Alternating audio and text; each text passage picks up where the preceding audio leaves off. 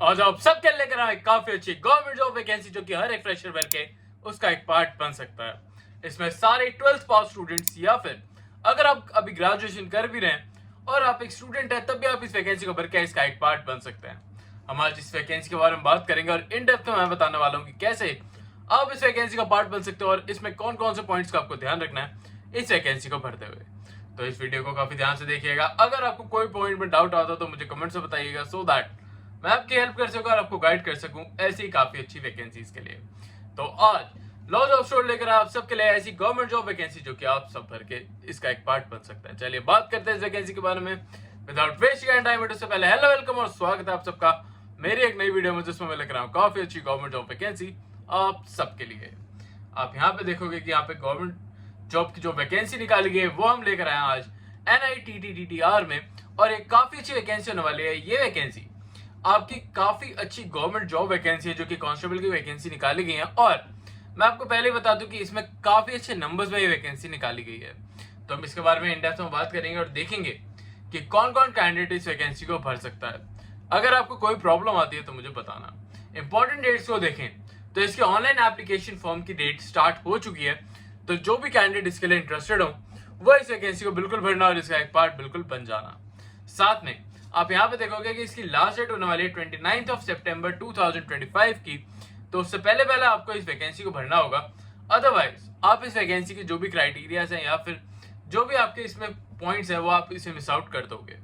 तो उसको ध्यान रखते हुए इस वैकेंसी को बिल्कुल भरिएगा। साथ में आप देखोगे कि इसकी एग्जामिनेशन डेट भी यहाँ पे दे रखी है जो कि होने वाली है 30 अक्टूबर 2025 की। तो उससे पहले आपको इस वैकेंसी को भरना होगा। हम इस वीडियो में इसमें इन डेप्थ में बात करेंगे।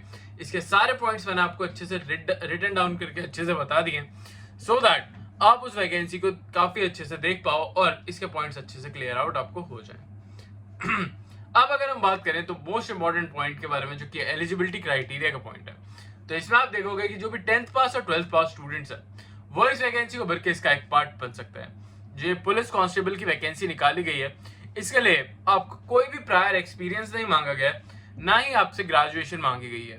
पर वैसे जैसे मैंने आपको बताया कि जो भी ग्रेजुएट स्टूडेंट्स हैं या फिर जो भी अभी ग्रेजुएशन अपनी परस्यू कर रहे हैं वो भी इस वैकेंसी को भर के इसका एक पार्ट बन सकता है। तो आपको इसमें काफी अच्छे स्टिपेंड भी देखने को मिलेगा। साथ में अगर हम बात करें इस वैकेंसी के बारे में तो ये वैकेंसी काफी लार्ज अमाउंट में निकाली जाती है। तो जो भी कैंडिडेट ऐसी वैकेंसी ढूंढ रहे हैं जो कि गवर्नमेंट जॉब हो तो वो इस वैकेंसी को बिल्कुल भर सकता है। अब यहाँ पे देखोगे कि इसमें लेवल 2 का पे स्केल भी देखने को मिल रहा है आपको जो कि अपना आप में काफी अच्छा पे स्केल बन जाता है जो कि आपका इनिशियल अमाउंट होगा। अगर हम सैलरी की बात करें तो यहाँ पे आपको रेम्यूनरेशन या सैलरी 38,000 रुपीज पर मंथ की देखने को मिल रही है। यह अपना आप में काफी अच्छा अमाउंट बन जाता है स्पेशली फ्रेशर्स के लिए। तो आप इस वैकेंसी को बिल्कुल मिस आउट नहीं कर सकते और इस वैकेंसी को बिल्कुल कंसिडर करिएगा। साथ में अगर आपको इसकी इन डेप्थ में नोटिफिकेशन चाहिए या फिर डिटेल में वीडियो चाहिए और आप चाहते हो कि इसके सारे पॉइंट्स आप और भी अच्छे से पढ़ पाओ तो आप इनकी ऑफिशियल वेबसाइट पर जाके इसे देख सकते हो या फिर इसकी PDF का लिंक मैं आपको डिस्क्रिप्शन में दे दूंगा जहां पे जाके आप इसे डायरेक्टली बेसिस पर पढ़ सकते हो। अब अगर हम बात करें इसके एज लिमिट क्राइटेरिया के बारे में कि एज लिमिट क्राइटेरिया क्या दे रखा है क्योंकि मोस्टली यही क्वेश्चंस होता है बहुत सारे कैंडिडेट्स का। तो आपका एज लिमिट क्राइटेरिया 29 सितंबर 2025 से आपका कंसीडर करा जाएगा। इसको देखते हुए इसके जो भी क्राइटेरिया है उन्हें देखिएगा। अगर हम मिनिमम एज लिमिट की बात करें तो अगर आपकी एज 18 ईयर्स से ज्यादा है तो आप इस वैकेंसी के लिए बिल्कुल एलिजिबल कैंडिडेट हो। आप इसे भर के इसका एक पार्ट बन सकते हो। साथ में अगर आपकी मैक्सिमम एज की बात करें तो 33 ईयर्स से अगर आपकी एज कम है तो आप इस वैकेंसी को बिल्कुल भर सकते हो। आपको कोई प्रॉब्लम देखने को नहीं होगी। आप ऑल ओवर इंडिया कहीं से भी किसी भी स्टेट से बिलोंग करते हो आपकी एज लिमिट 33 ईयर्स की रखी गई है। और वुमेन कैंडिडेट्स के लिए यहाँ पे और भी काफी अच्छा पॉइंट है कि जो भी वुमेन कैंडिडेट है जो भी फीमेल कैंडिडेट है उनके लिए 38 ईयर्स की एज लिमिट आपकी रखी गई है। तो उससे पहले आप इस वैकेंसी को भर सकते हो। साथ में अगर कोई भी मेल कैंडिडेट SC ST या OBC कैंडिडेट है तो वो भी इसे 38 ईयर्स की एज लिमिट पे भर सकता है। तो ये भी आपके लिए बहुत ही अच्छा प्लस पॉइंट बन जाता है। तो इस वैकेंसी को बिल्कुल कंसीडर करिएगा। अब आगे बढ़ने से पहले मैं आप सबको बताना चाहूंगा कि ये जहाँ पे अब हमने स्टार्ट करा है कि जो भी गवर्नमेंट जॉब्स आती हैं हम वो भी कंसीडर करेंगे।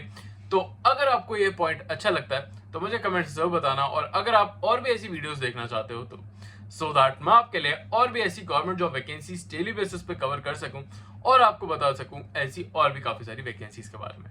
साथ में हम सारी वैकेंसीज को इन डेप्थ में कवर करते हैं सो दैट आपको सारे जो भी पॉइंट्स है वो अच्छे से क्लियर आउट हो जाए, कोई भी आपको डाउट ना रहे और जो भी पॉइंट्स है वो आप अच्छे से नोट डाउन कर पाए। तो इसलिए बस मेरी आपसे यही रिक्वेस्ट रहेगी कि आप इस चैनल को सब्सक्राइब कर लें। साथ में एक रिक्वेस्ट और भी रहेगी कि अगर आपको हमारी वीडियोस अच्छी लग रही हैं, इन्फॉर्मेटिव लग रही हैं और आप भी एक ऐसी गवर्नमेंट जॉब वैकेंसी का पार्ट बनना चाहते हो तो इस वीडियो को लाइक जरूर कर देना। आपके लाइक से हमें काफी ज्यादा मोटिवेशन मिलती है। तो चलिए अब आगे बढ़ते हैं और देखते हैं यहाँ पे एज रिलैक्सेशन का पार्ट, जो कि काफी इंपॉर्टेंट पॉइंट होता है।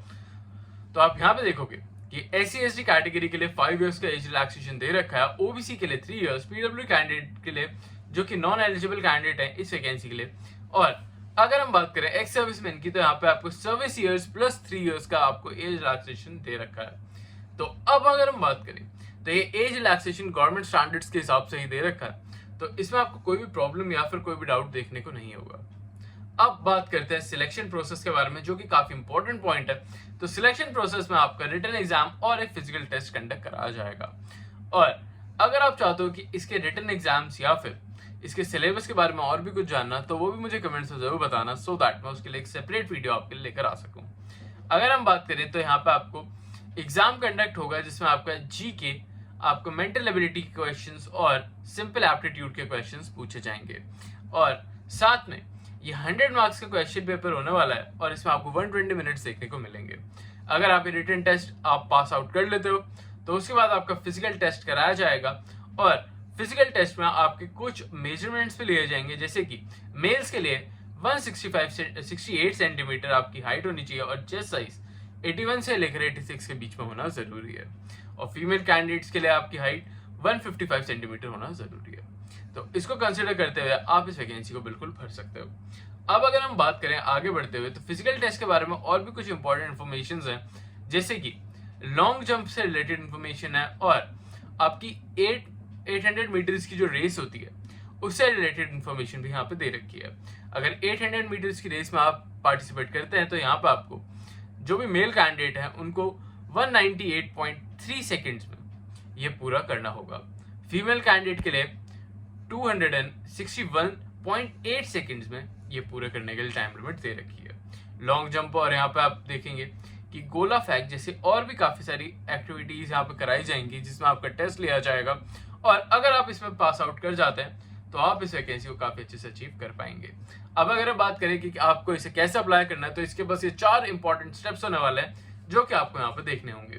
फर्स्ट है, पहले आपको रजिस्ट्रेशन करना होगा इनके ऑफिशियल वेबसाइट पर जाके और अप्लाई लिंक पे आपको क्लिक करना होगा। आप जैसे ही उस पर क्लिक करेंगे वहां पे आपको अपने सारे एप्लीकेशन फॉर्म्स या फिर डिटेल्स देखने को मिल जाएंगी। उसको लॉग इन करने के बाद आपको यहाँ पे पेमेंट करनी होगी, जो कि इनकी एप्लीकेशन फीस होने वाली है। जो भी एप्लीकेशन फीस होगी वो आपको यहाँ पे करनी होगी और उसके बाद आपको ये वैकेंसी के जो भी प्रिंट आउट है वो देखने को मिल जाएगा। उसमें आपका रोल नंबर लिखा होगा, साथ में आपके रजिस्ट्रेशन ID भी, तो उसको प्रिंट आउट जरूर कर लेना। और अगर कोई प्रॉब्लम आती है तो मुझे कमेंट्स में जरूर बताना। ऐसी वैकेंसी मैं आपके लिए डेली बेसिस पर लेकर आता रहूंगा। अगर आपको अच्छी लगती है तो मुझे कमेंट्स में जरूर बताना, साथ में लाइक वीडियो को जरूर कर देना। अभी के लिए चलता हूँ, मिलता हूँ कल आपसे फिर से एक नई जॉब और नई वैकेंसी के साथ। तब तक के लिए बाय।